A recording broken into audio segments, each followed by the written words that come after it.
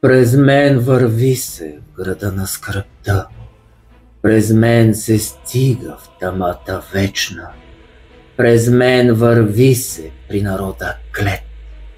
Здравейте! Аз съм Райан, а вие сте с каналът ми Магията на словото, където говориме за магията на словото, както и силата на думите. Защо съм облечен така, сигурно се питате, и с тази специфична и интересна вратовръзка?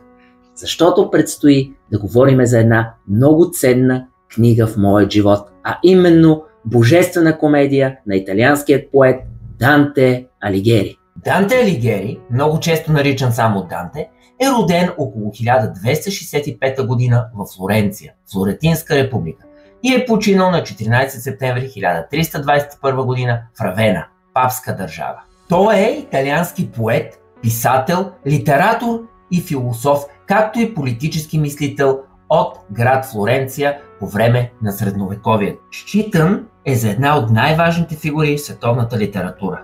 В Италия го наричат върховният поет или просто поетът.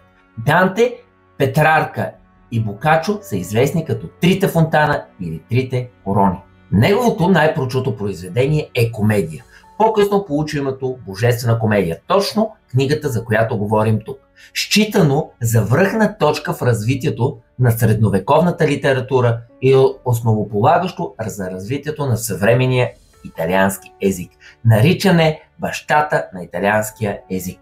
Данте е важен не само с литературното си наследство, но и с приноса си към развитието на италиански език. Той е първият, който използва местният тоскански диалект вместо латински, правейки литературата достъпна за широката публика. Божествена комедия е не само едно от най-влиятелните и хубави литературни произведения в историята, но е също и дълбока част от моят живот, която носи множество приятни и емоционални спомени от моето детство. Спомням си как, още като бях на 5 годинки, моята вече покойна майка и баба ми четяха откъси от тази феноменална и фантастична поема, а тяхните гласове съживяваха приключенията на Дан. Всичко това ми напомня страхотни моменти от моето детство и честно казано понякога съживява и носталгия. Книгата ми помогна да развия моето въображение и моята креативност. До ден днешен техните мъдри думи, четяйки тази поема, резонират в сърцето ми и в главата. Божествена комедия е разделена на 3 основни части – ад, чистилище и рай, като всяко от които предлага уникално пътуване през човешката душа и опит. В ада намираме грешниците, които страдат и биват наказани заради действията си преживе.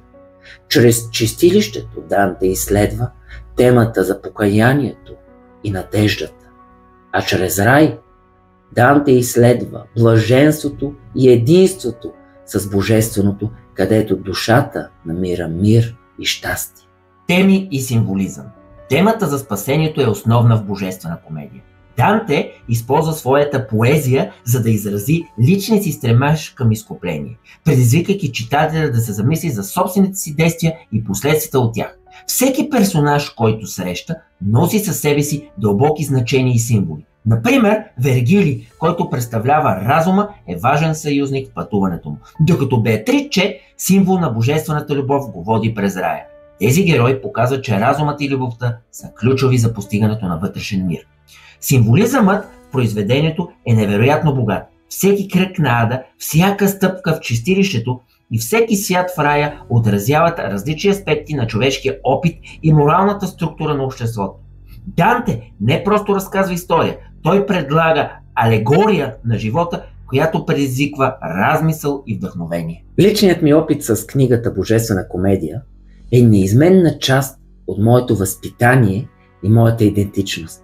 Книгата ме научи за важността на саморазмисъла и стремежа към познание. Тя ми показа как литературата може да бъде не само начин на израз, но и също средство за личностно израстване и също така как може една литературна творба да ти помогне да развиеш въображението си и креативността си.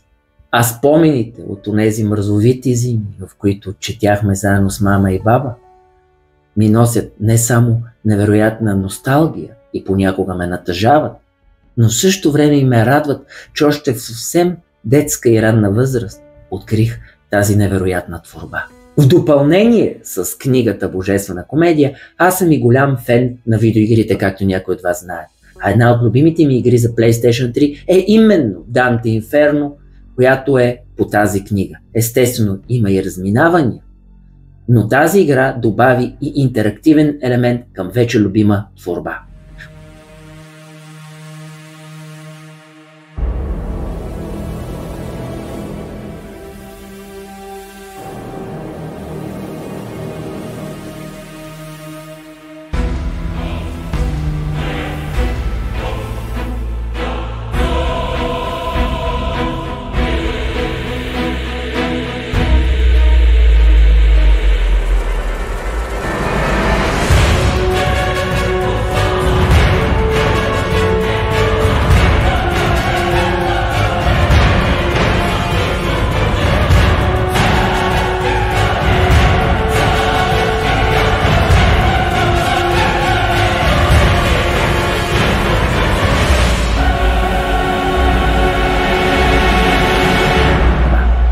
Освен това, съм голям фен и на анимето по видеоиграта Dante Inferno, където вече визуален шедьовър показва приключенията на Данте.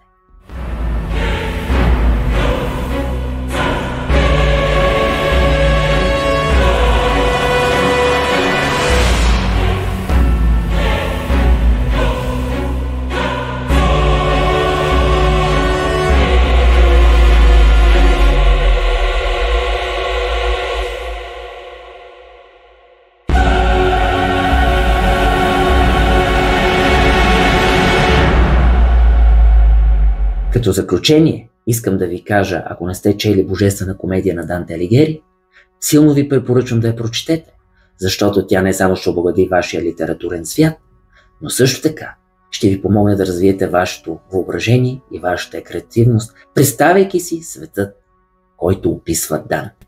Това остава една от най-любимите ми книги. Надявам се видеото да ви е харесало и да вземете и да прочетете книгата, ако не сте. А ако вече сте я прочели, напишете в коментарите какво мислите за тази прекрасна книга. Играли ли сте видеоиграта? Гледали ли сте анимето? Прочели ли сте книгата? Бъдете активни в коментари. Също така може да предлагате бъдещи теми, като стихотворения, които искате да чуете, приказки или книги, за които да си говорим. А ако сте ентусиасти и искате да ми помогнете канала да просъществува, харесайте видеото, споделете го, бъдете активни в коментарите.